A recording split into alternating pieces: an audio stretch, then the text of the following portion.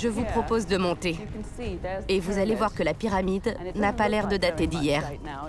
On dirait une colline. Oui, mais le plus étonnant dans cette pyramide, c'est ce qu'il y a à l'intérieur. Faites bien attention à votre tête. Il n'y avait que des gens petits ici, ou bien... Des gens de ma taille. Il y a quelques embûches à éviter. Là, il faut passer au-dessus.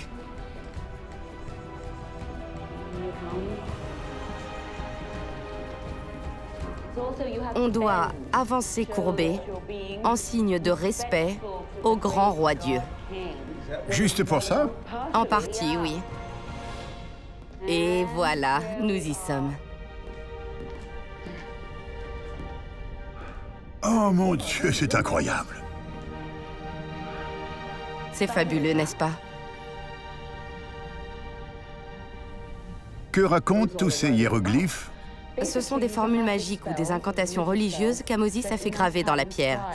Quand l'heure était venue de passer de ce monde-ci à l'autre, il devait réciter toutes ces formules et elle lui fournissait des instructions.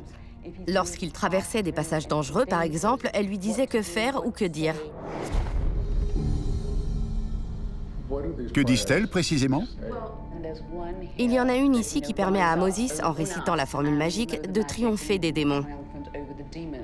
Cette autre-là indique qu'Amosis continuera à s'élever et que son âme vivra éternellement.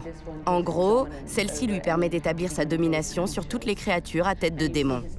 Son nom est inscrit sur toute la longueur du mur. C'est ce que j'étais en train de regarder. Il y a plein de dessins identiques. Et ça, c'est son nom? Oui. Ces formules secrètes sont un guide pour les âmes parcourant le monde souterrain.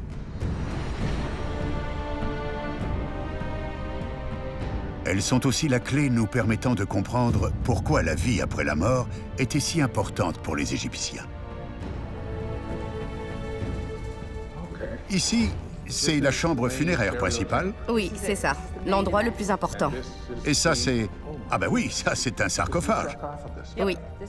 Cet immense cercueil, c'est un sarcophage. C'est là que reposait le pharaon. Dommage qu'il ne soit pas là. J'aurais aimé lui serrer la main et lui demander comment ça va. Et là, ce sont d'autres incantations? Oui. Et tout ça constitue la machine à résurrection pour Amosis et son esprit. À la tombée de la nuit, l'âme d'Amosis réanimait son corps momifié et il entreprenait son voyage semé d'embûches. Il devait traverser un lac en feu et franchir des portes gardées par des démons et des serpents. Sans ces formules sacrées, il se ferait dévorer. Mais grâce à elle, il pourra atteindre son but et siéger dans les cieux étoilés aux côtés des dieux éternels. Si je comprends bien, il se réveille quand il fait nuit, se lève et commence son voyage. La nuit suivante, il se réveille et fait exactement la même chose. Et la nuit d'après, il recommence encore la même chose. Et encore, et encore, et encore. Éternellement. C'est un peu monotone. Peut-être, peut-être pas. Il n'a pas le choix. Je suppose. C'est son rôle. C'est en livrant cette bataille éternelle pour ne faire qu'un avec le dieu soleil que le roi préserve l'équilibre du monde. Je comprends.